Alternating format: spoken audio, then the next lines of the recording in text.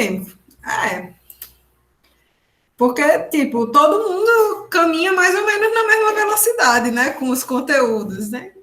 Você só tem 3 meses. Eu tive prova de todas as matérias semana passada. É punk, é pesadão, viu?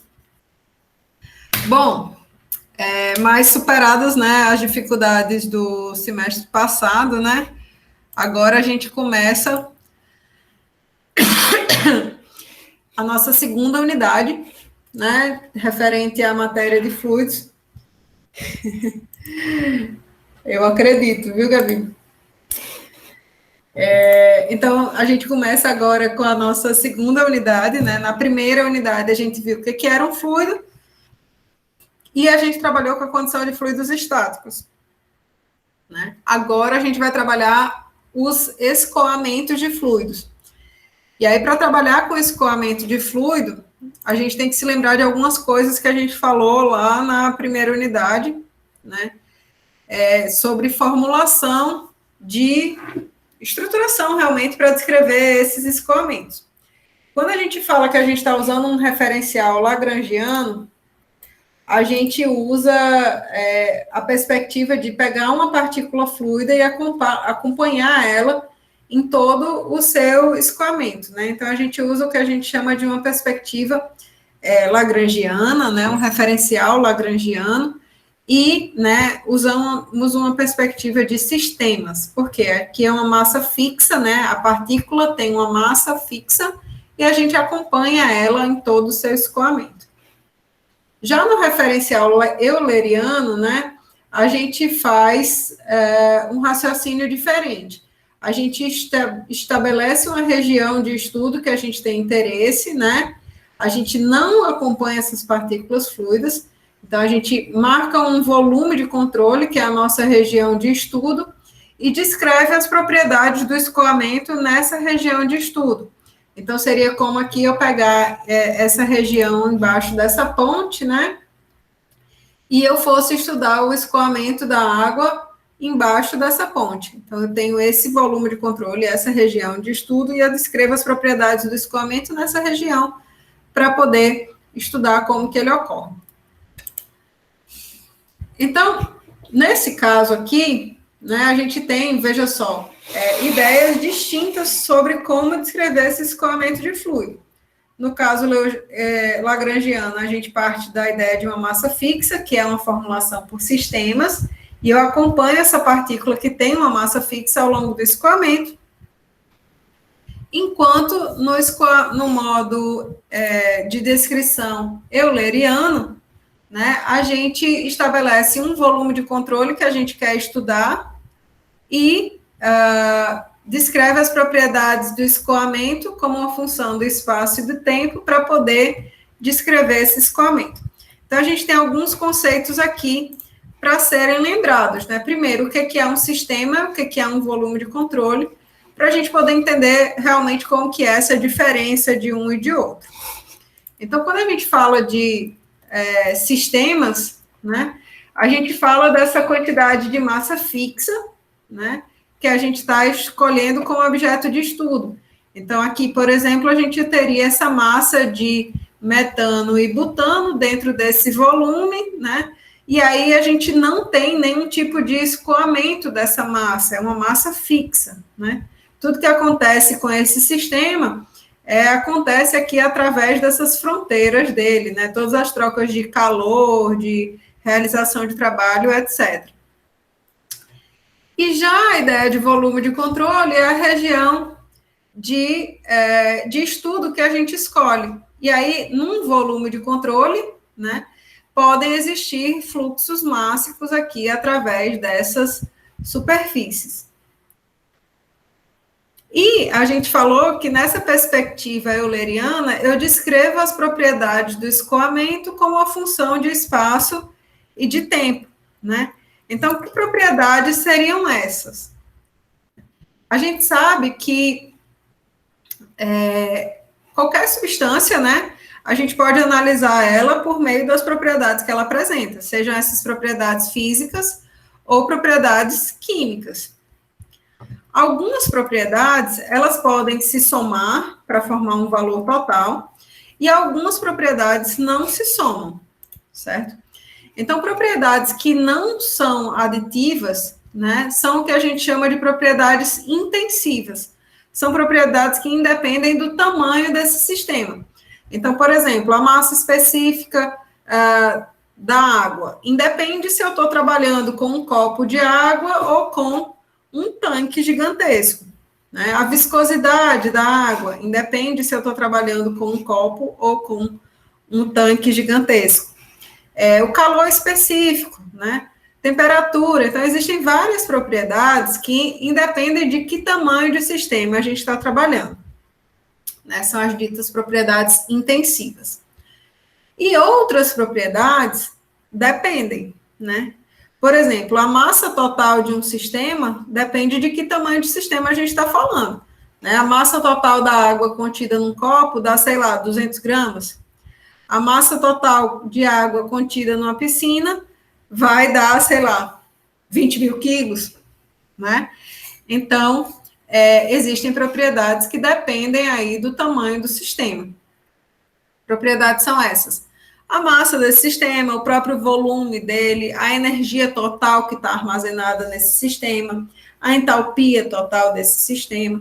Então, existem propriedades que a gente chama de propriedades extensivas, né, que dependem desse tamanho. Em geral, algumas propriedades a gente consegue relacionar. A propriedade intensiva, que independe do tamanho, com a propriedade extensiva, que depende da extensão do sistema, certo? Por exemplo, a energia interna específica, a gente pode dizer que é o valor da energia interna total dividido pela massa.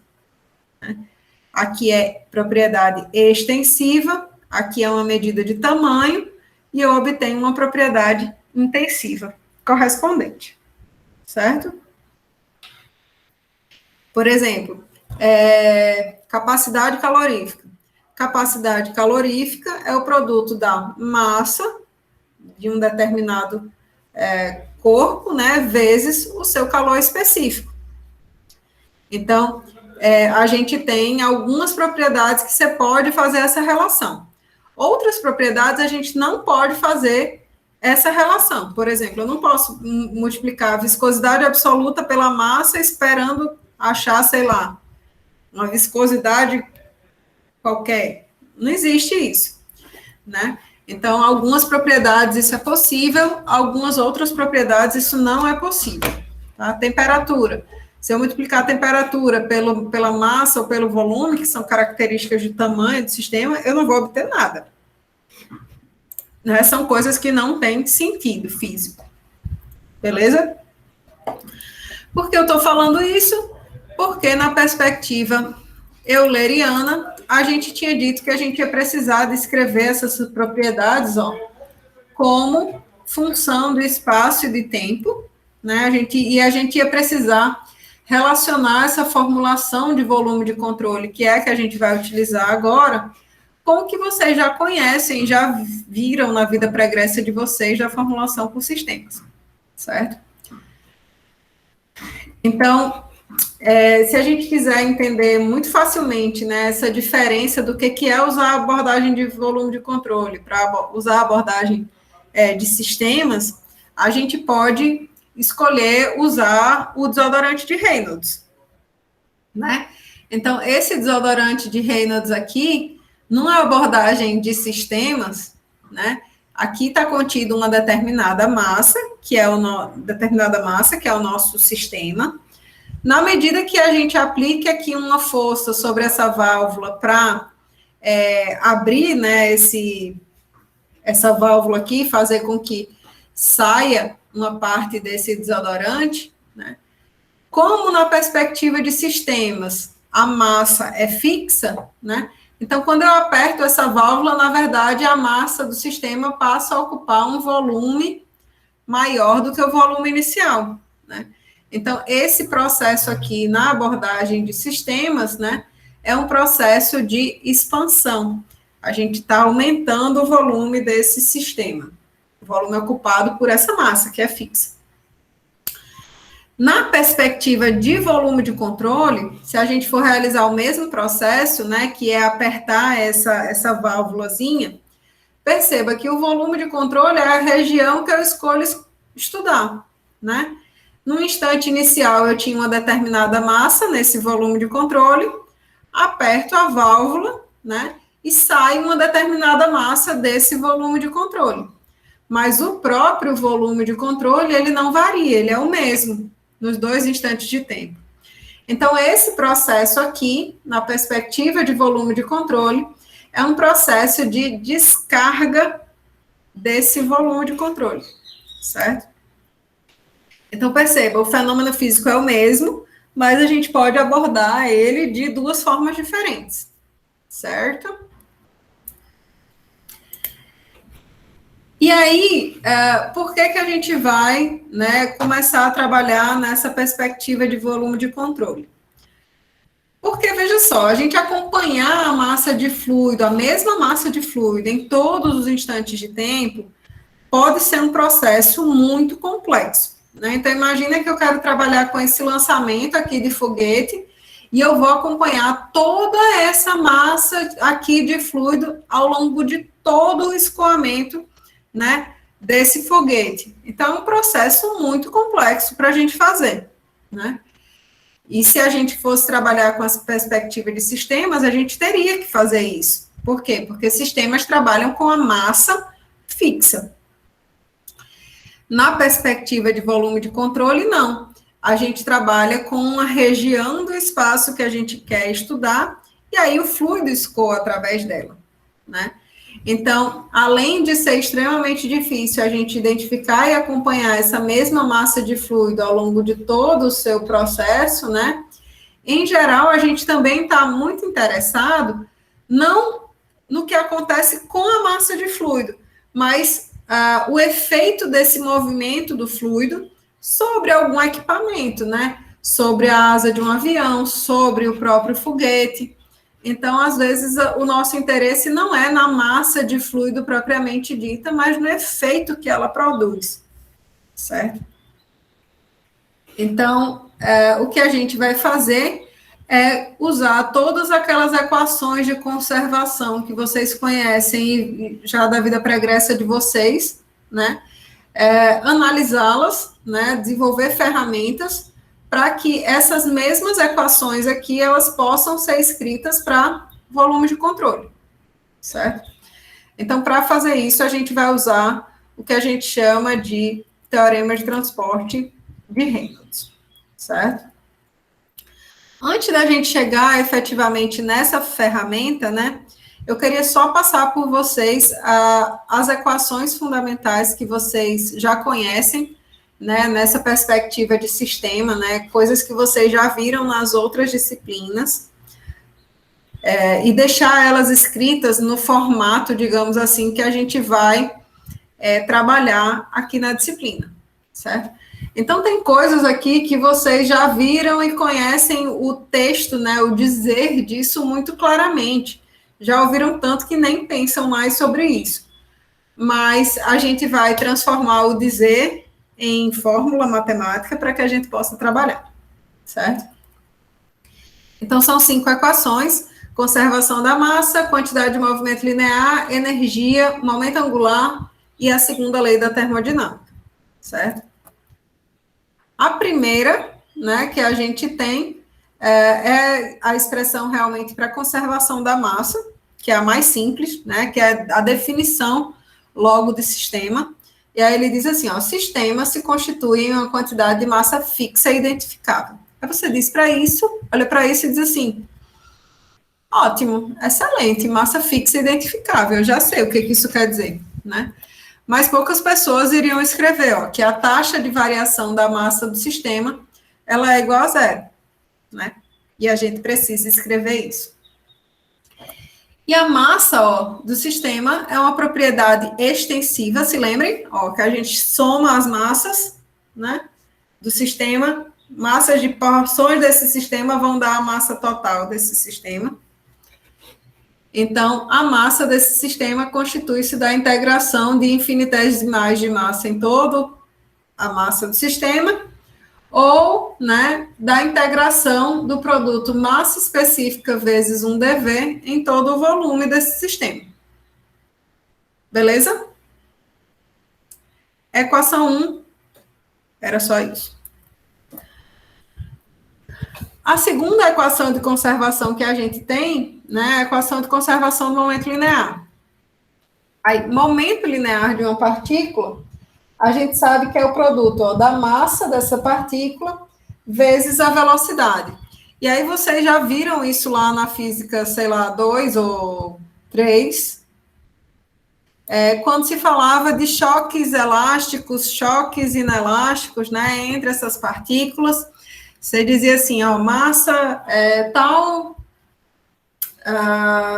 partícula tem, sei lá, 100 gramas e está viajando com a velocidade de 10 metros por segundo e colide elasticamente com uma partícula, sei lá, de 200 gramas que está parada. Qual que vai ser a velocidade final, né? Então, a gente usava justamente a conservação do momento linear para descrever esse tipo de fenômeno. Lembram disso? Lembram disso, né, meu povo? Sim, professor. Lembra sim. Ah, tá. Sim, Então, professor. ainda bem. Então, assim, se a gente descrever, né, a taxa de variação do momento da partícula, né, dp, lembrar uma coisa, saber fazer é outra. Lucas, você não me engana. Você sabe fazer sim. Eu sei. Eu sei que você se lembra disso aqui tudinho. Esse povo, não me engana, não. Ó, então, se a gente pegar esse momento linear dessa partícula fluida, né, e for ver a taxa de variação do momento linear, então a gente ia trabalhar, ó, dp, dt, né, a gente ia aplicar a regra da cadeia aqui, né, m dv dt mais v dm dt. Como isso aqui é um sistema, né, e aí a gente falou que num sistema a taxa de variação da massa dele era igual a zero, então, né, a taxa de variação do momento linear, dp dt, vai ser o produto massa vezes aceleração, ou seja, o somatório das forças é igual à taxa de variação do momento linear, certo? Aí percebam, ó, momento linear é uma propriedade extensiva. Como que eu sei disso? Porque, ó, eu tenho o produto aqui de uma propriedade intensiva, que seria a velocidade, que independe do tamanho do sistema, vezes a medida de tamanho do sistema, que seria a massa. Certo? Então, eu posso escrever a segunda lei de Newton como sendo somatório de forças, né? A força resultante é igual à taxa de variação de momento linear do sistema. E esse momento linear é uma propriedade extensiva que pode ser expressa, ó, como o produto de V dm integrado em toda a massa do sistema, ou V rho dv integrado em todo o volume desse sistema. Certo? Equação 2 era isso. Terceira equação das 5, né? Conservação de energia. Aí você diz assim, olha, a energia não pode ser criada ou destruída, só pode ser transformada de uma forma para outra. Né? E quais são essas formas? Professora, né? Diga-me. A propriedade extensiva, ela vai ser a propriedade intensiva vezes o tamanho de alguma coisa, né? O tamanho do sistema, né?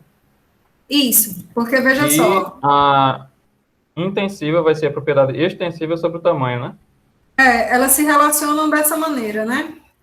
Intensiva é extensiva sobre o tamanho, ou, né, eu posso passar, né, essa medida de tamanho multiplicando aqui. Aí eu fico com extensiva sendo tamanho vezes a intensiva. Certo? Certo. Então, ó, só para a gente continuar aqui, né? Nossa terceira equação de conservação da energia. Energia não pode ser criada ou destruída, só pode ser transformada de uma forma para outra. Quais são as formas? Energia cinética, potencial e energia interna. Energia cinética referente ao movimento, né, a velocidade desse sistema. Energia potencial referente à posição relativa, né, desse sistema. E energia interna referente a todas aquelas formas, né, de energia realmente molecular, translação, rotação, vibração, etc., dessas moléculas que constituem o sistema, né? Essa energia, ó, é uma energia total e está relacionando-se aqui, ó, com as propriedades, ela é uma propriedade extensiva, né? Onde eu posso relacionar elas aqui, ó, pela massa do sistema com essas características, né, velocidade, posição, que independem, né, do tamanho desse sistema. Eu posso ainda, ó, descrever a energia em termos de uma energia total específica, né, que seria a razão dessa energia total aqui pela massa do sistema. Então, aqui onde eu tinha o usão, ó, eu posso representar pela energia interna específica, né? Usão dividido pela massa produz usinho, certo? Então, essas seriam as formas de energia, né?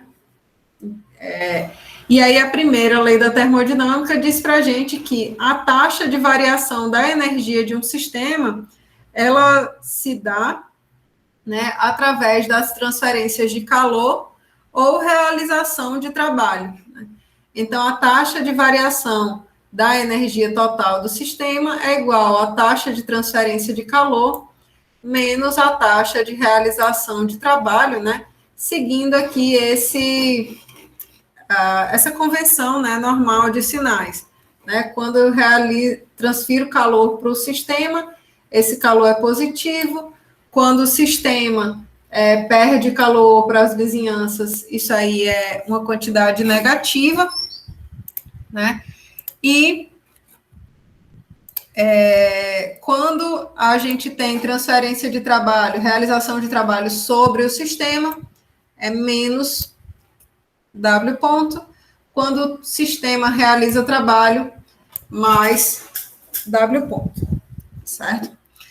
Então, essa é a convenção normal, né, de sinais. E aí a gente percebe, ó, que eu tenho uma expressão para a taxa de variação de uma propriedade extensiva, que é a energia interna do sistema, energia total do sistema.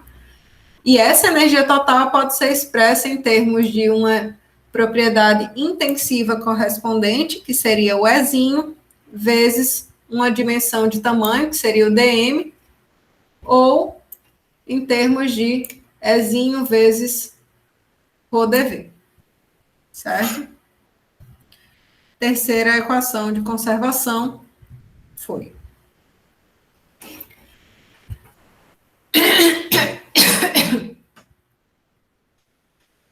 A equação de conservação do momento angular diz para a gente que a taxa de variação do momento angular é igual ao torque atuante sobre essa partícula, né, esse sistema.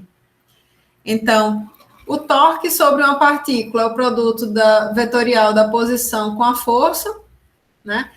Então, a gente sabe que força é a representação da taxa de variação do momento linear, que a gente tinha falado alguns slides atrás, né? Taxa de variação do momento linear igual a força resultante, né? A gente tinha visto há pouco. E momento angular, né, é esse produto vetorial entre a posição e o momento linear. Então, se eu trabalho com a taxa de variação desse momento angular, então a gente trabalha com a taxa de variação aqui, ó, desse momento linear aqui desse outro lado da equação, certo? Então, para a gente expressar o princípio de conservação do momento angular, a gente pode dizer, ó, que a taxa de variação do momento angular do sistema é igual ao somatório de torques que atua sobre ele, né? Só para lembrar aqui, ó, torque é R vetorial dp/dt. R vetorial dp/dt, tá? Então, dH/dt é igual ao torque total que atua sobre esse sistema, certo? E lembrando, né, relacionando com as demais equações, né, a gente tem, ó, a taxa de variação de uma propriedade extensiva do sistema. Como que eu sei que isso é uma propriedade extensiva? Ora, o momento angular, a gente disse que era o produto vetorial da posição com o momento linear, né? Então, isso aqui é momento linear, que traz o produto, né, do vetor velocidade com a massa. Então, velocidade é uma propriedade intensiva e massa é uma medida do tamanho desse sistema. Então, novamente, a gente expressa uma propriedade extensiva, que seria a quantidade de movimento angular, quantidade de momento angular, como sendo produto de uma propriedade intensiva correspondente, vezes um dm ou vezes um ρ dv, certo? A última equação desses princípios básicos, né, das equações básicas para um sistema, é a segunda lei da termodinâmica. E aí a segunda lei da termodinâmica, ela traz para a gente assim, olha, existem processos que são ideais, que são os tais dos processos reversíveis, né, que eles ocorrem sem atrito, sem perdas de energia, né, e existem os processos reais, que estão sujeitos, né, à geração de irreversibilidades, à ação do atrito e tudo mais. Então, a taxa de variação da entropia do sistema, né, elas tem que ser obrigatoriamente maior ou igual que o calor trocado, né, a taxa de transferência de calor a uma dada temperatura. Se a gente estiver trabalhando com um processo reversível, né, um processo reversível, que é um processo ideal, então, a gente tem a igualdade, a variação da entropia é igual a Q ponto sobre T. Para os processos irreversíveis, né, que são os processos reais, então a gente tem a desigualdade valendo, né, a geração de entropia num processo irreversível é sempre maior do que a geração de entropia num processo reversível, tá?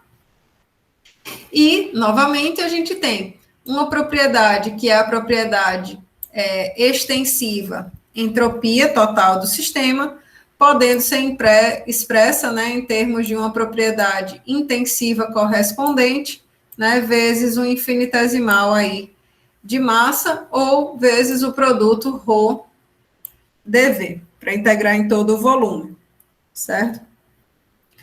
Então, essas eram, pessoal, as 5 equações básicas que a gente tem para governar aí uma infinidade de processos descrevendo a natureza, certo? E que vocês já conhecem aí das disciplinas anteriores, né?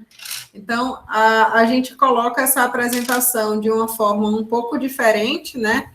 Para que ela fique adequada aos nossos propósitos que vão vir adiante, mas elas são as mesmas equações que vocês já viram anteriormente, certo? Estão se lembrando dessas coisas?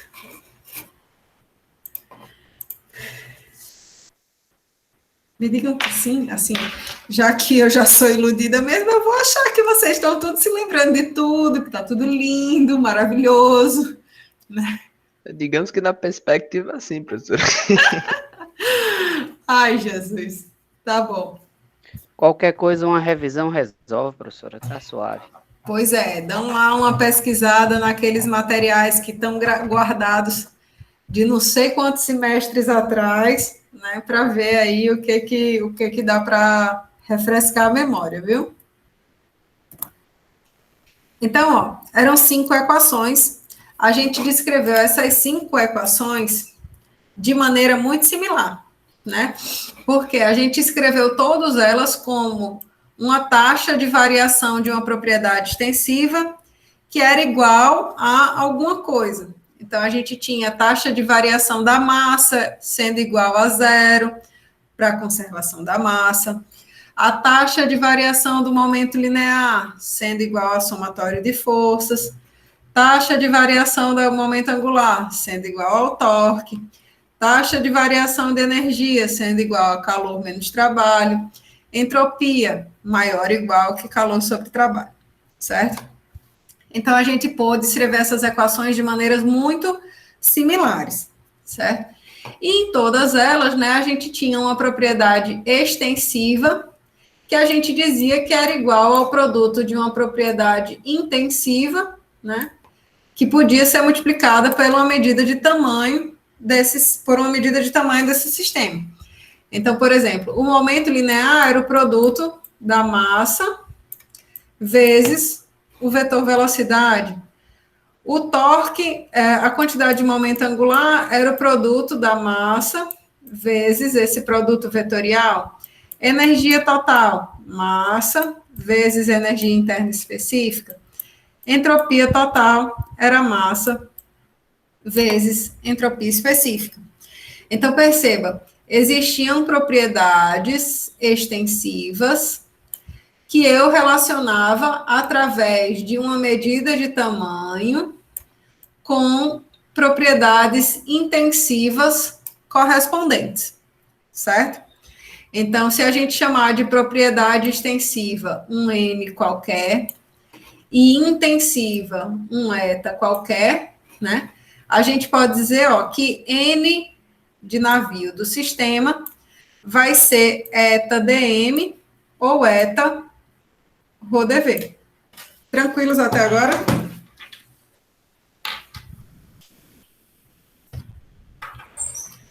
Para que eu estou fazendo isso?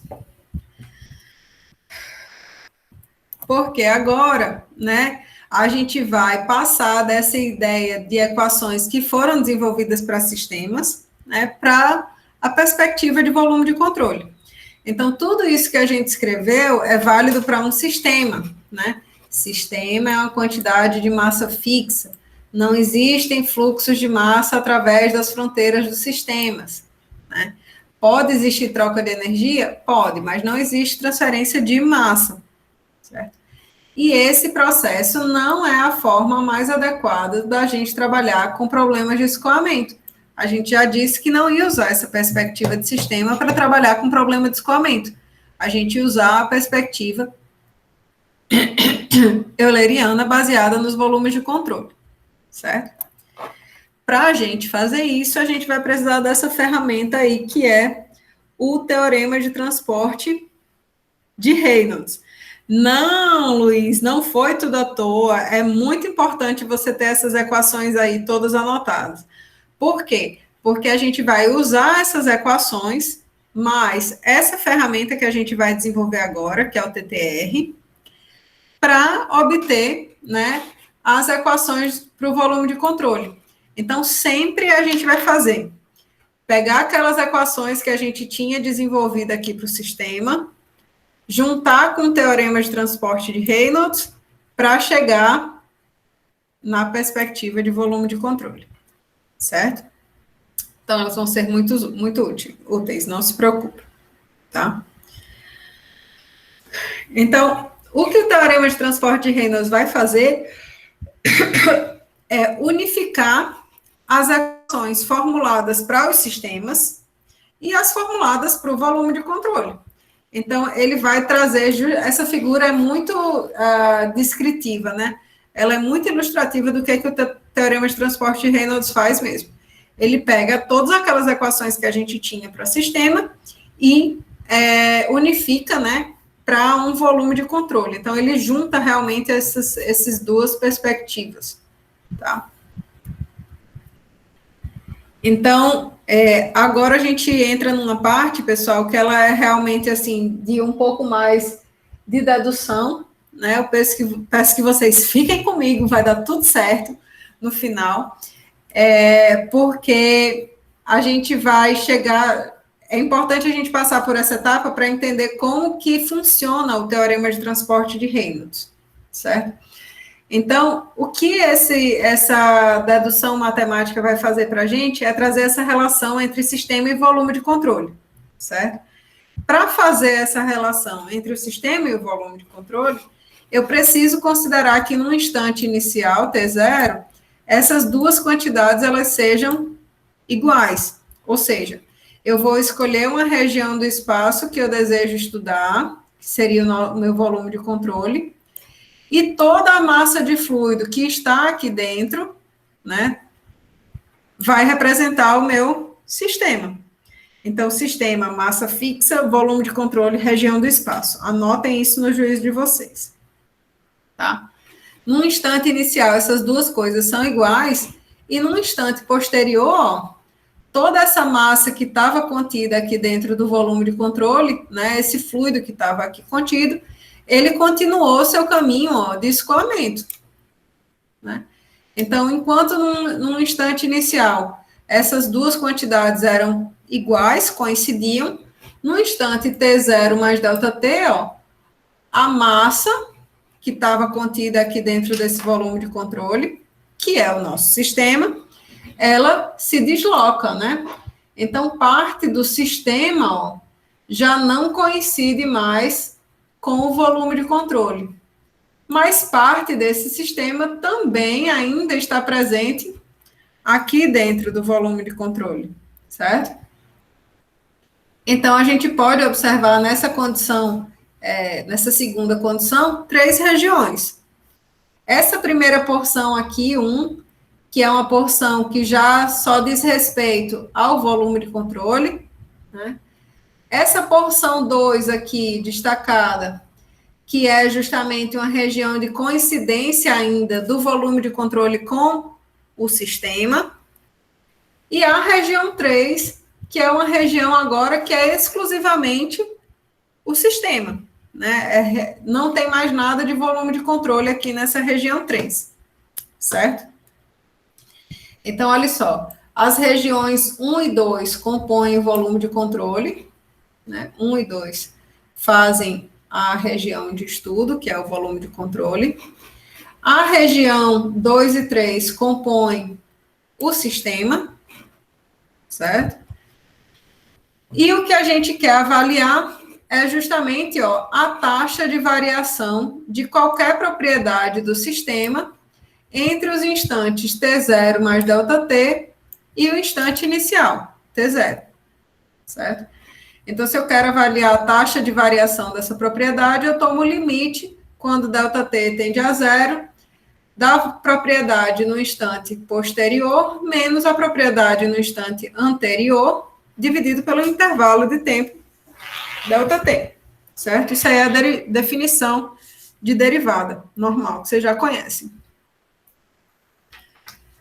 Nesse instante T0 mais ΔT, perceba aqui o sistema, né, no instante T0 mais ΔT, diz respeito, ó, a essas regiões aqui, ó, que eu estou circulando e destacando para vocês. Regiões 2 e 3 compõem o sistema, regiões 2 e 3 compõem o sistema no instante T0 mais ΔT, certo? Só que essa região 2, né, essa região 2 aqui, eu posso compreender, eu posso descrever essa região 2 como sendo o volume de controle inteiro, né, menos a região 1. Então, a região 2, eu posso descrever como sendo o volume de controle inteiro menos a região 1, certo? Então, o sistema no instante posterior corresponde ao volume de controle no instante posterior, menos a região 1, mais a região 3. Tranquilos?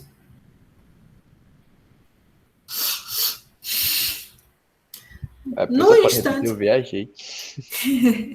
Só nessa parte que você pulou do 2 para o volume. Você só fez pegar aquela parte que você mostrou antes? Essa parte aqui do volume de controle 1, 2 e 3, Luiz, é simplesmente o seguinte, ó. O sistema, nesse instante posterior, corresponde às regiões 2 e 3, que é isso aqui que eu estou destacando, certo? Isso é o sistema. Só que essa região 2 aqui, né, eu posso descrever essa região 2 como sendo o VC inteiro, né, que é essa parte aqui de azul, menos a região 1. Foi só isso que eu fiz. Peguei e disse que a região 2 era o volume de controle todo, menos a região 1. Só isso. Ah, tá bom, só a intersecção, então, no caso. Ótimo. Então, ó, esse primeiro termo aqui da nossa derivada já foi. O segundo termo aqui, ó, é a propriedade do sistema no instante t0. E no instante t0 é tudo muito lindo, ó, porque sistema e volume de controle são coisas iguais. Então, são coisas coincidentes aqui, certo? Então, o que eu vou fazer é substituir essa expressão e essa expressão aqui nessa nossa definição de derivada, tá? E aí a gente consegue ver, ó, que a gente fica com um termo com limite quando ΔT tende a zero de propriedade do volume de controle em T0 mais ΔT.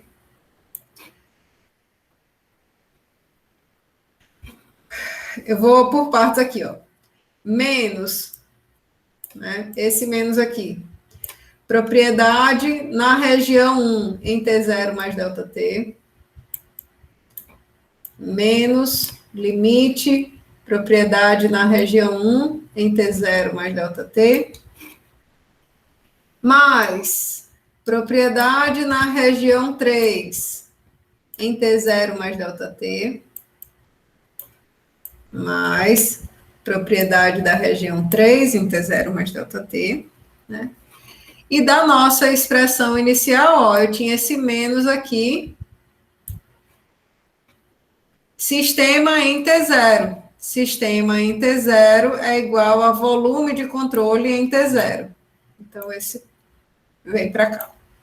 O que a gente fez foi simplesmente botar em evidência, ó, todos os elementos que se relacionavam com o volume de controle, certo? Então, volume de controle em T0 mais ΔT, menos volume de controle em T0.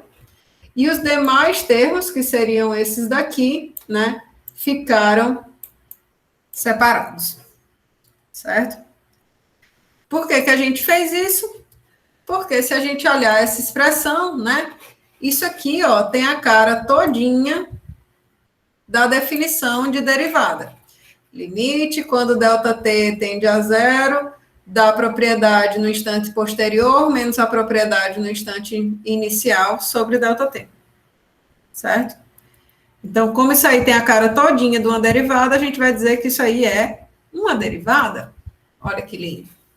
Então, a gente pega essa nossa expressão completa, separa em 3 termos, né? Sendo esse primeiro justamente essa derivada da propriedade N com relação a T. Só que nota que propriedade N é uma propriedade extensiva, né?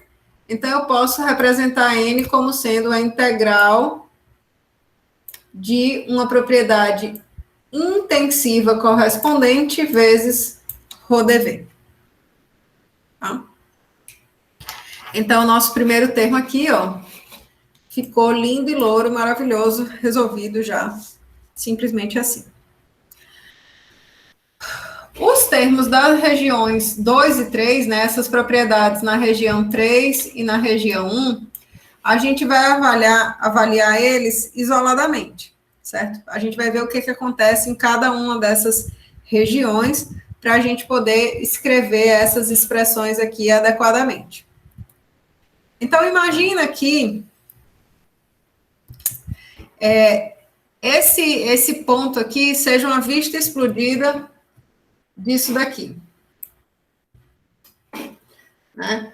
Eu estou pegando uma porção aqui dessa saída de fluido aqui, que eu estou destacando, certo? E perceba que existe um fluido que escoa com uma velocidade V, né? Um fluido que escoa aqui com a velocidade V, ele vai percorrer um determinado espaço, né? Num intervalo de tempo qualquer. E, né, esse fluido ele está interagindo com uma área aqui através da qual ele está escoando, né? Uma área dessa superfície de controle. Então, esse elemento que eu vou mostrar aqui para vocês, né? Considerem que ele seja, ó, aqui eu tenho justamente aquela delimitação, né, da região do volume de controle, né? Aqui seja a superfície de controle. E aqui seja o limite, né, do sistema. Certo? Então, existe um fluido que vai estar escoando com uma velocidade V, né, saindo dessa superfície aqui de controle. Essa superfície de controle, ela é caracterizada por uma área, né, que aponta aqui numa direção normal, certo? E esse volume desse elemento aqui, ó, perceba, ó, esse fluido interage aqui com essa área, né? A gente pode considerar que ele forme aí esse cilindro infinitesimal que está descrito na figura. Então, esse volume desse cilindro infinitesimal, a área é uma quantidade que eu falei que está aqui representada por essa direção normal, né? Então, o produto escalar entre a área e esse comprimento aqui vai me dar uma medida de volume, porque volume é a quantidade escalar, né? Produto escalar entre um vetor e entre duas quantidades vetoriais vão produzir uma quantidade escalar, né? E aí, ó, esse comprimento ΔL desse cilindro, então está relacionando-se também, ó, com o vetor velocidade, né? Com que esse fluido está escoando, né? Porque essa velocidade aqui desse fluido, quando a gente multiplicar pelo intervalo de tempo que a gente está considerando, ΔT, né, vai me dar o espaço que esse fluido percorreu, né, esse comprimento ΔL aí.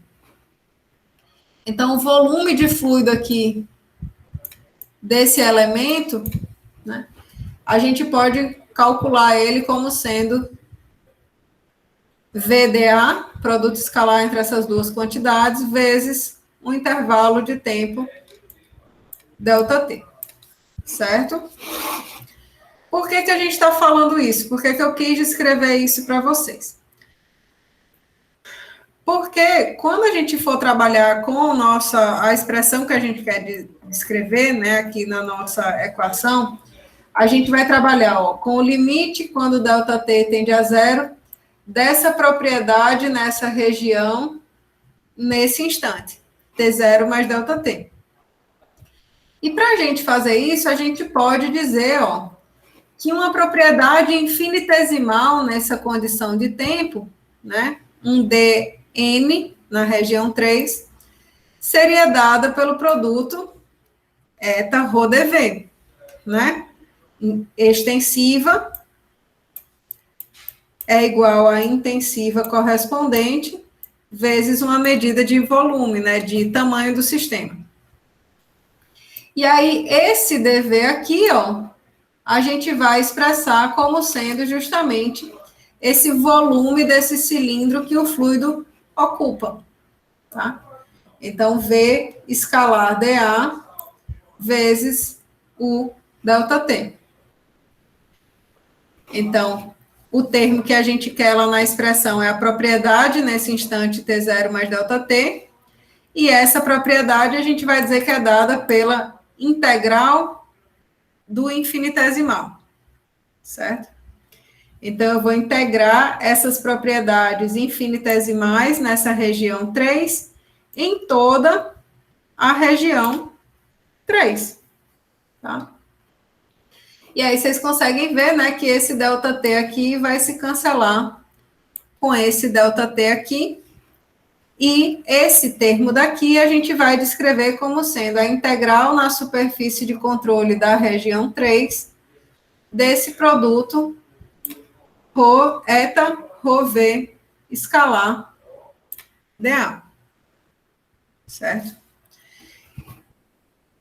Então, a gente vai pegar essa nossa expressão complexa inicial aqui, vai dizer que esse primeiro termo é aquela derivada que a gente tinha descrito inicialmente, e que esse segundo termo aqui é essa integral aqui, ao longo da região da superfície de controle da seção 3.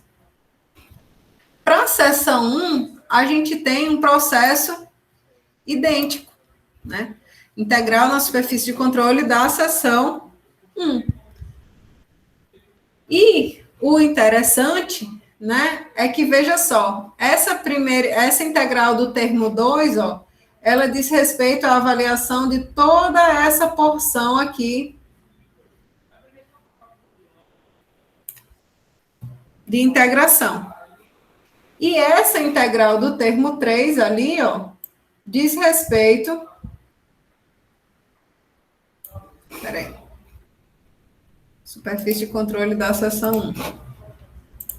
Diz respeito à integração em toda essa superfície de controle aqui, ó, da seção 1. Então, percebam que essa integral da superfície 3 e a integral da superfície 1 correspondem, na realidade, em uma integração desse mesmo termo aqui, ó, em toda a superfície de controle desse VC que eu estou trabalhando. Então, na realidade, em vez de trabalhar com essa equação aqui mais comprida, né, a gente fica com essa versão aqui, toda muito linda, para representar o nosso teorema de transporte de Reynolds. Eba, uhul! Essa é a hora que a gente comemora, pessoal. A gente chegou na equação que a gente queria. Certo? Essa equação aí é a nossa equação do teorema de transporte de Reynolds, tá? E ela descreve justamente como que eu posso relacionar a taxa de variação de qualquer propriedade do sistema, massa, momento linear, angular, qualquer propriedade do sistema, com as características do volume de controle. Então, a gente consegue dizer, né, relacionar essas duas quantidades. Então, essa é a ferramenta, né, esse é o elo que a gente estava querendo. Então, aqui a gente tem, ó, um primeiro termo que diz respeito à taxa de variação da propriedade extensiva do sistema. Onde tiver propriedade, pessoal, vocês imaginem qualquer coisa.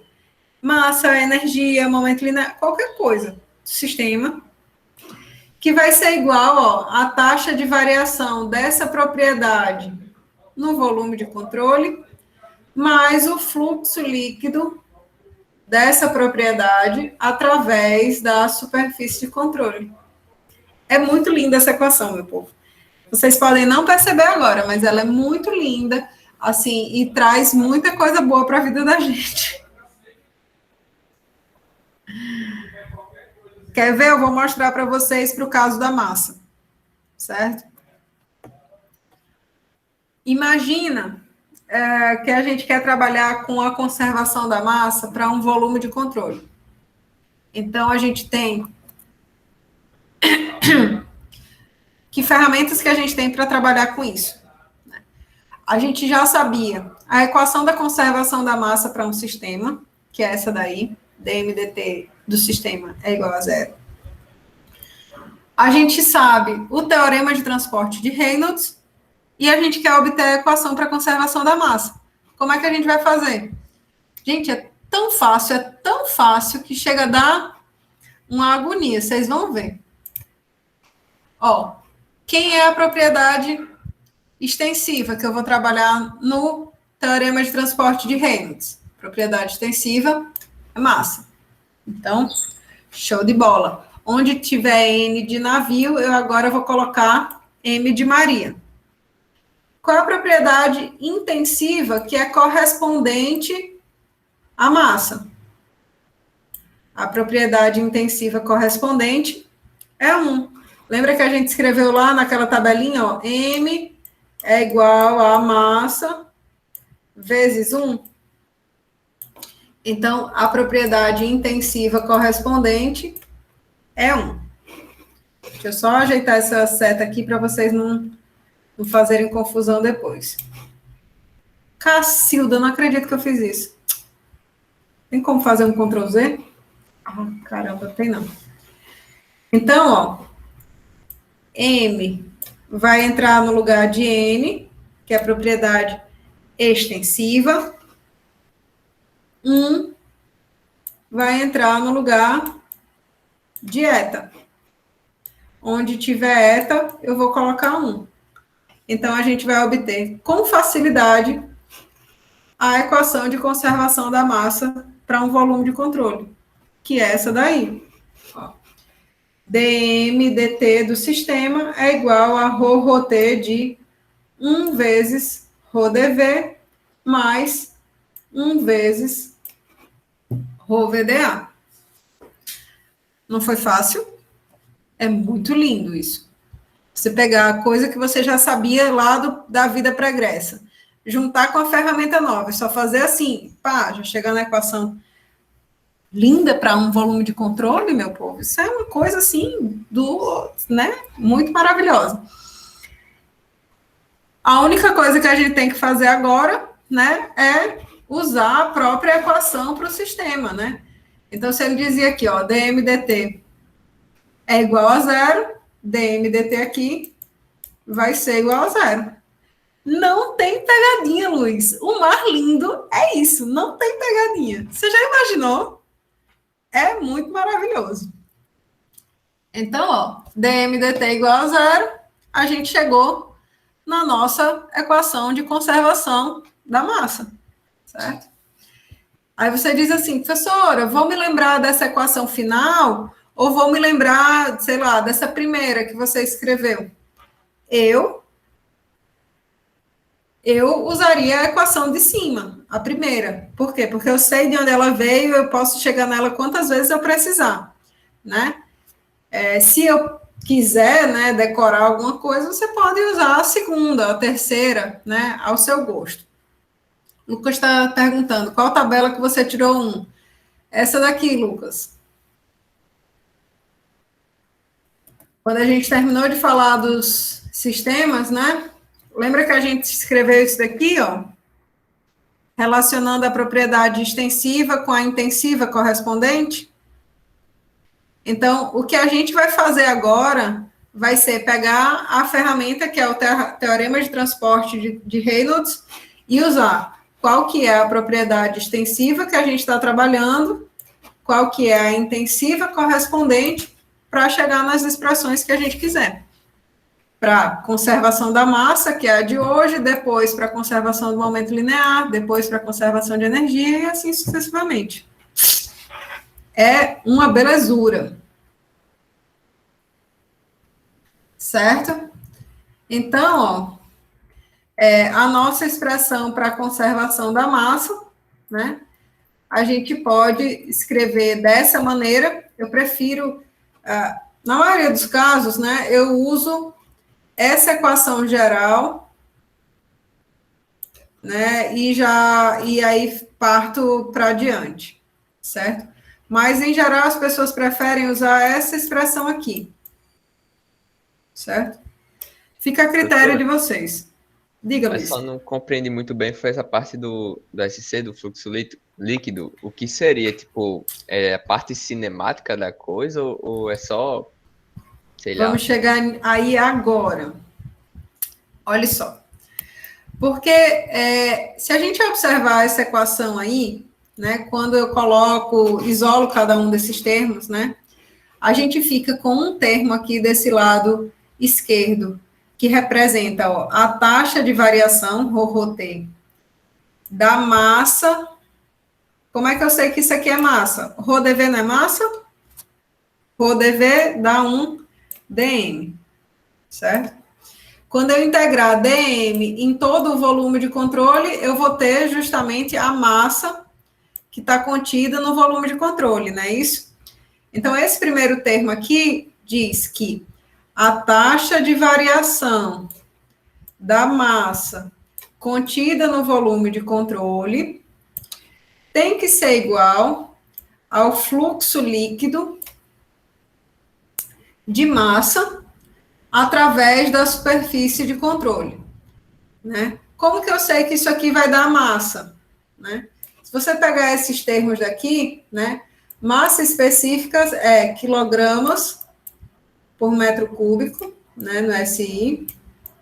Velocidade a gente expressa como metros por segundo, né? E a área, metros quadrados, né? Então, se a gente fizer uma análise dimensional desse termo, ele tem uma expressão, ó, de quilogramas, né? Uma dimensão de quilogramas por segundo, tal qual o termo do lado esquerdo, né? Massa por tempo, certo? Então, a taxa de variação de massa dentro do volume de controle vai dizer respeito ao fluxo de massa, né, através da superfície de controle, entradas e saídas. Como assim? Imagina que a gente tem um tanque aqui, certo? Esse tanque aqui, que eu estou delimitando de azul, ele é o nosso volume de controle, certo? E existem regiões de entrada de fluido e regiões de saída de fluido, certo? Se o fluxo de entrada é igual ao fluxo de saída de fluido, né? Tudo que entra sai no intervalo de tempo, então perceba que não vai haver variação da massa que está contida nesse volume de controle, certo? Mas se a gente aumenta o fluxo de saída, por exemplo, abrindo aqui uma válvula, né? Eu abri a válvula de saída e a alimentação permaneceu a mesma, né? Então, o que vai acontecer com o conteúdo desse volume de controle é que a gente vai observar, ó, uma diminuição do volume que está contido aqui, né? Então, vai haver uma variação da massa que está contida dentro do volume de controle. Nesse caso daqui, a gente vai ter uma diminuição. Se a gente tiver o processo oposto, né? Se a gente colocar aqui na saída uma saída constante de fluido, mas eu aumentar muito o aporte de fluido para esse volume de controle, né?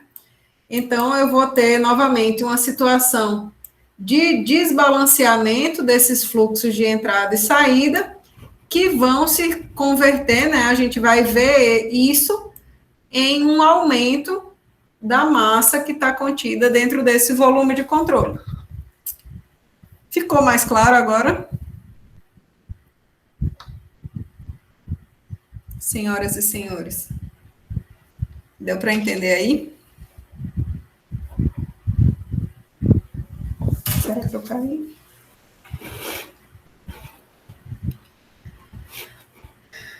Veja só, se não ficou claro ainda, é o seguinte, ó, esse primeiro termo reflete a taxa com que a massa varia nesse volume de controle. Então, se a massa que está contida aqui dentro vai crescer ou diminuir, num dado intervalo de tempo, certo?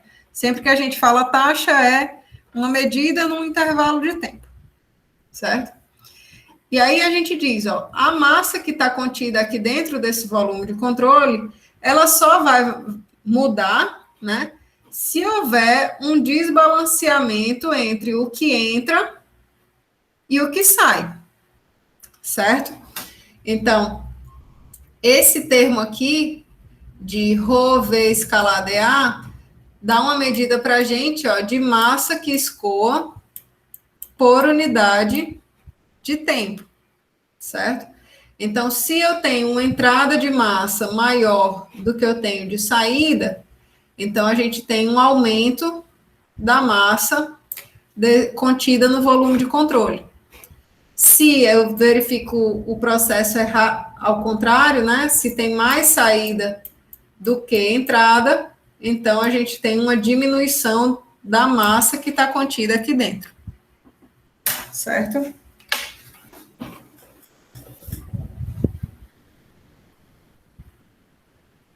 Bom, então a gente tem essa equação genérica para representar a conservação da massa, certo? Mas vão existir vários casos que a gente vai fazer considerações sobre essa equação, certo? Então, se a gente tiver um escoamento incompressível, né? O escoamento incompressível é aquele de um fluido cuja massa específica não varia. Se ela não varia, ela pode sair, ó, dessa integral, dessa derivada, dessa outra integral, né? E aí a gente pode ficar com a expressão dessa maneira, né? Então, esse ρ e esse ρ podem passar para o outro lado da equação dividindo, né? Então, a gente ia ficar simplesmente com essa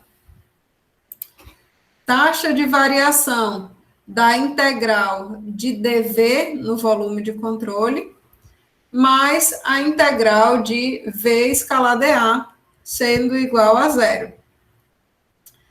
Integral de dV no volume de controle, isso aqui significa eu pegar um volume de controle infinitesimal e integrar ele em todo o volume de controle que eu estiver trabalhando. Então, essa integral aqui vai produzir o volume do volume de controle, o volume da região que eu estou estudando, certo? Se essa região que eu estou estudando, ela é constante, né? Se não existe variação do tamanho dessa região ao longo do meu estudo, então essa primeira integral aqui, ela fica sendo igual a zero, né? E a equação da conservação da massa se reduz a esse termo aqui, né? Integral na superfície de controle de V escalar dA sendo igual a zero. Ou seja, se eu pegar esse caso aqui do slide anterior, né, e estiver trabalhando nessa perspectiva, eu vou trabalhar com o caso, né, do escoamento de um fluido incompressível, então eu ia ficar com integral de V escalar dA em toda a superfície de controle sendo igual a zero. Significa o quê? Que eu ia pegar toda essa superfície de controle, certo? Que é a região do meu estudo, e eu ia avaliar o produto V escalar dA em toda ela, certo? Todas as regiões de entrada e todas as regiões de saída, certo? O que significa eu avaliar esse produto V escalar dA? Significa que se eu tiver um volume de controle como esse aqui, certo? Eu vou verificar como que está se comportando a relação entre a velocidade e a área que caracteriza aquela superfície, para eu ver como que fica esse produto escalar, né? Qual o ângulo, qual o sinal que caracteriza essa região, certo? Então, se a gente tiver uma região como essa aqui, que seria uma região de entrada típica, né? A gente tem um vetor velocidade que aponta para dentro do volume de controle, né? Sempre a área aponta perpendicularmente para fora da superfície de controle. Então, numa região como essa daqui, a gente teria, ó, o produto escalar VDA sendo dado, ó, pelo módulo de V vezes o módulo da área, vezes o cosseno do ângulo formado entre esses dois vetores, que no caso seria um ângulo, ó, de 180 graus. Cosseno de 180 dá menos 1, certo? Essa região aqui, ó, do volume de controle, a gente não verifica nenhum escoamento de fluido, né? Como que eu sei que não tem nenhum escoamento de fluido? Porque não tem nenhum vetor velocidade saindo ou entrando dessa superfície, certo? Nessa outra superfície aqui do lado direito, então a gente tem uma saída típica, como a gente chama, né? A gente tem um vetor velocidade alinhado, né, com a direção dessa área de saída. A área de saída, novamente, ó, formando um ângulo de 90 graus, sempre com a superfície de controle e sempre apontando para fora. Tá? Então, o ângulo formado aqui entre DA e V, né, é um ângulo de 0 graus, e aí o cosseno desse ângulo produz o valor de mais 1. Se a gente tiver nessa região, por exemplo, aqui, um vetor velocidade que forma um ângulo θ qualquer com a área, percebam que a área, novamente, forma o ângulo de 90 graus, é sempre perpendicular e sempre apontando para fora da superfície de controle, né?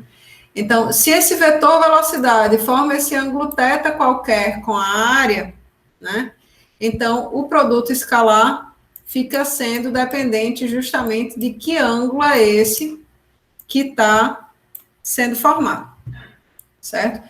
Então, quando numa questão qualquer ele coloca assim, olha, você vai avaliar a integral na superfície de controle do produto escalar VDA, significa que você, para qualquer questão, você vai pegar toda a superfície que caracteriza esse seu volume de controle, certo?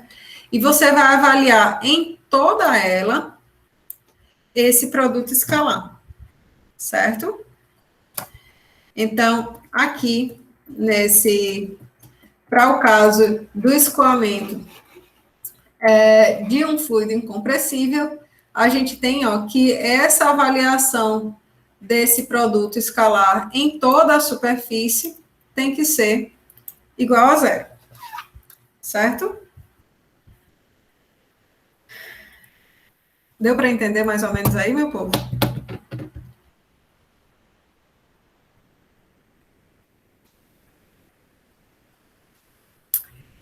Bom, então, vamos fazer uma questão, certo? Essa questão aqui... Meu Deus, cadê? Ela é uma questão introdutória, realmente, só para a gente ver aí os conceitos e tudo mais, para a gente poder treinar um pouquinho desse nosso processo aí, certo? Então, ela diz assim, um trecho de redução de um tubo de água, então perceba, água é líquido, né? É um fluido incompressível, tem um diâmetro de entrada de 50 milímetros e diâmetro de saída de 30. A velocidade na seção de entrada, que é a média, né, através dessa seção, é de 2,5, determine a velocidade na seção de saída.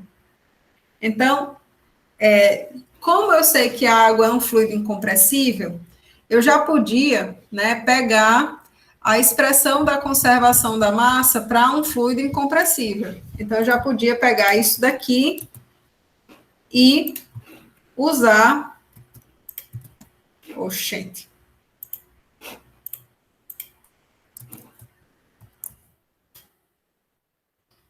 Podia pegar essa equação e já usar para resolver a questão, certo?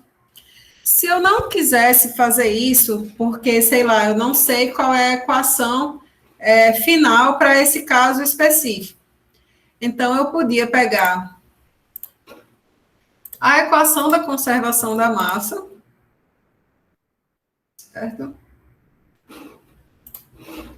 Podia pegar a equação da conservação da massa e fazer as minhas considerações para chegar nessa expressão.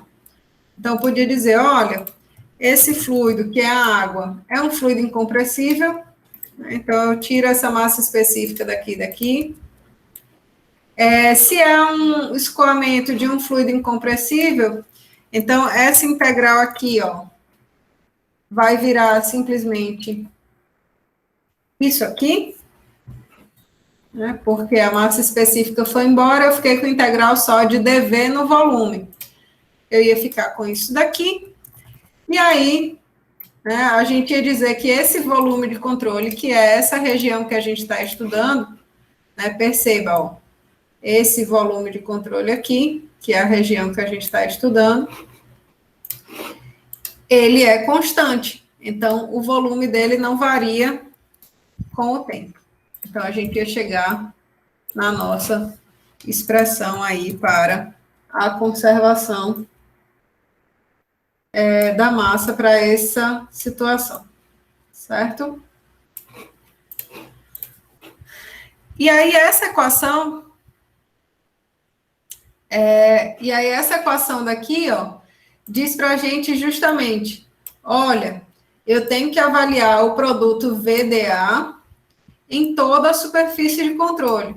Né? Eu tenho que avaliar como que se dá essa relação de velocidade e área em toda a superfície de controle.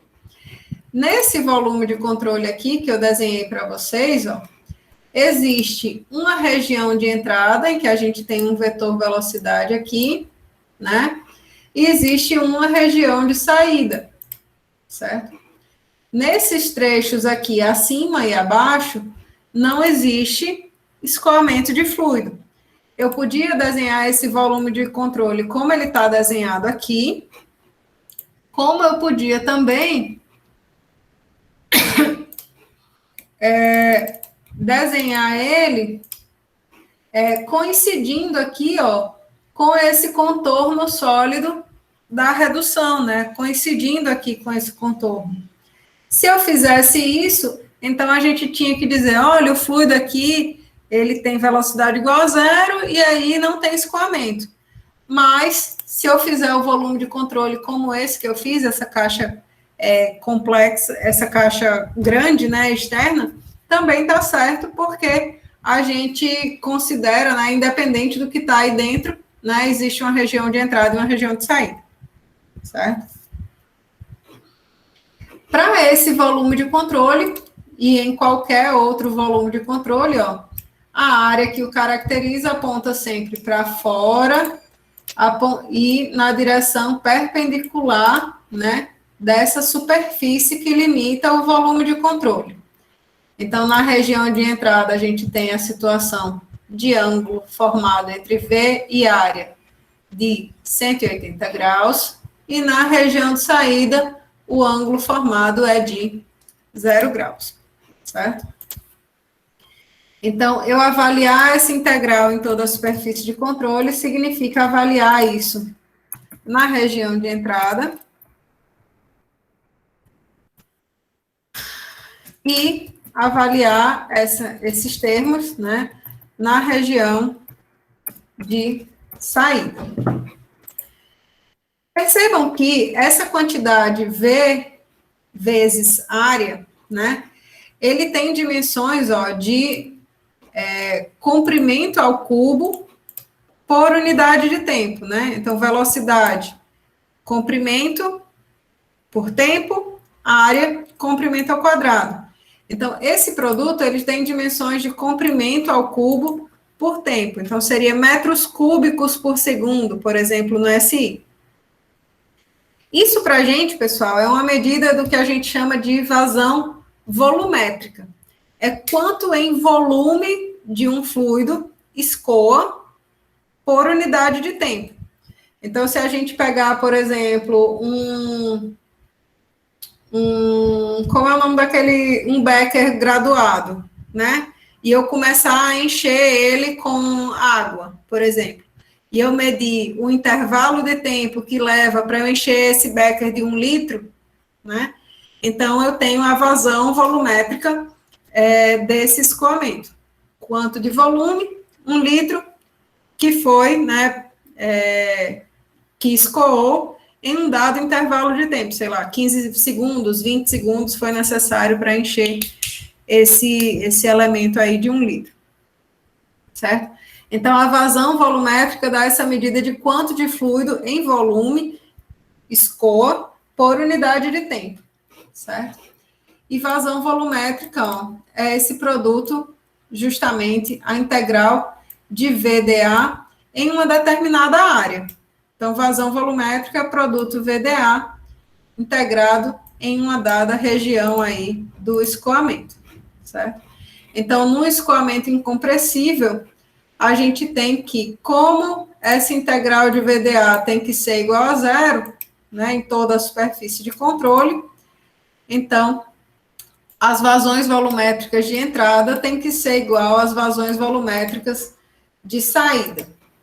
Se a gente pegar uma situação como essa daqui, ó, que a gente tem mais de uma entrada, né, produzindo uma dada saída, então a gente teria justamente, para o caso de um fluido incompressível, ó, que Q nessa seção 1 mais Q nessa seção 2, ou seja, as vazões volumétricas de entrada, tinham que ser igual à vazão volumétrica de saída, certo? Aqui na figura vocês estão vendo M.1, M.2, né, M.3. A gente vai usar essa notação mais para frente, quando a gente for trabalhar com vazão mássica, né? Massa por unidade de tempo. Aí, no caso, é três integrais, né? Que é dos de entrada e uma de saída. É E isso? uma de saída. Isso beleza. mesmo. Na maioria dos casos, pessoal, vocês não vão trabalhar com as integrais propriamente ditas, né? Porque em muitas situações, a gente trabalha justamente com essa propriedade aqui, né, que é a velocidade média do escoamento, certo? Então, em vez de eu trabalhar com essas integrais de VDA, né, em geral, a gente trabalha com a velocidade média do escoamento em uma dada seção. Então, velocidade média é a razão da vazão volumétrica que escoa numa determinada área.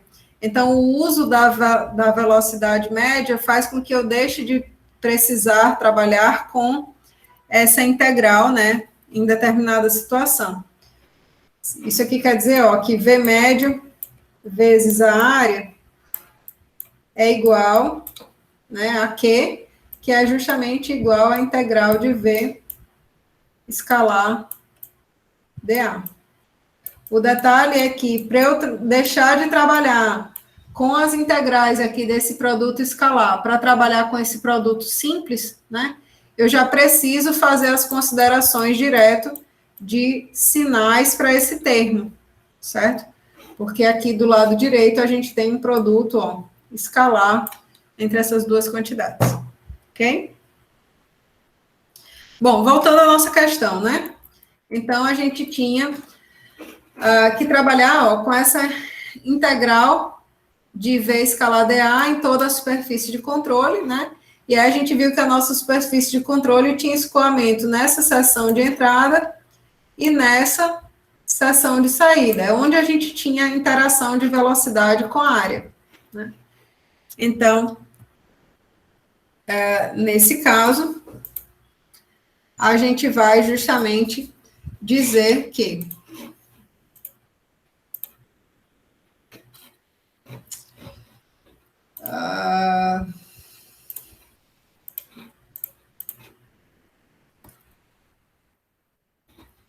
e a velocidade média na seção de entrada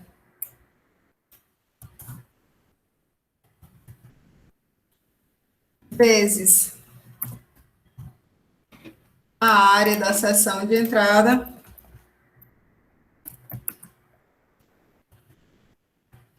vezes o cosseno do ângulo formado na seção de entrada é quanto? 180 graus, né? Mais esse termo aqui aplicado para a seção de saída, então, saída e velocidade aqui na seção de saída. O ângulo formado na seção de saída é um ângulo de 0 graus. Então, esses dois termos, a soma desses dois termos tem que ser igual a 0, né? E aí a gente sabe que cosseno de 180 vai dar menos 1, E cosseno de 0 vai dar 1. Então, dessa maneira aqui, a gente pode dizer que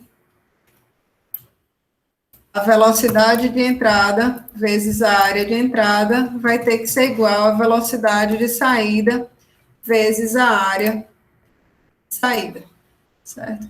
Então, eu posso calcular essa velocidade de saída para ser dado desta maneira.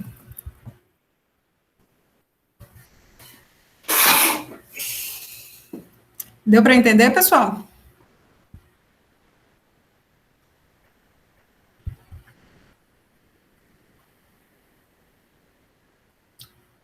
Na maioria das questões, vocês vão ver que esse procedimento que eu coloquei para vocês, ele é muito grande, né? Como eu descrevi aqui, ele é muito grande.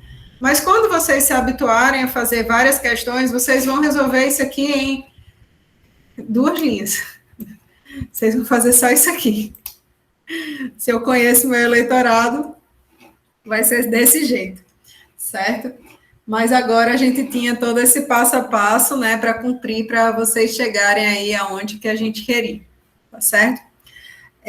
Só lembrando aqui vocês de algumas coisas, né, algumas datas e elementos, etc e tal. Se vocês olharem aqui no cigarro de vocês, já consta o material de todo o curso, tá? Então, aqui vocês já têm todos os slides, todas as apostilas para vocês estudarem. Essa segunda unidade, né, vai ser isso aqui, né? Equações básicas na forma integral, que foi isso que a gente começou a trabalhar, e a análise diferencial dos escoamentos, certo? Essa parte aqui de análise dimensional, ela é da terceira unidade, tá? Eu vou arranjar aqui para esse tópico, para ele ficar aqui mais embaixo. E a prova da nossa segunda unidade, ó, tá marcada para o dia 17, certo? Então, hoje é dia 13, a gente tem aí um mês até a próxima prova, né? Que tá aqui, 17, numa terça-feira. Ok? E aí, vocês também já têm, ó, toda a parte de análise dimensional, escoamento interno, viscoso incompressível, externo também. Se vocês quiserem ir avançando com o conteúdo por conta própria, vocês fiquem à vontade, tá? Já tem as playlists organizadas lá no canal do YouTube para vocês. Beleza? Eu vou ver se eu coloco aqui para vocês, no item aqui da prova da primeira unidade, já a expectativa de prova hoje. Ok? Se eu não conseguir, amanhã eu coloco. É isso, meu povo.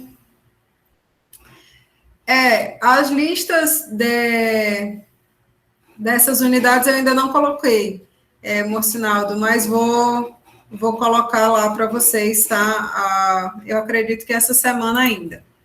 As playlists, eu acho que está dizendo lá, vou ver aqui.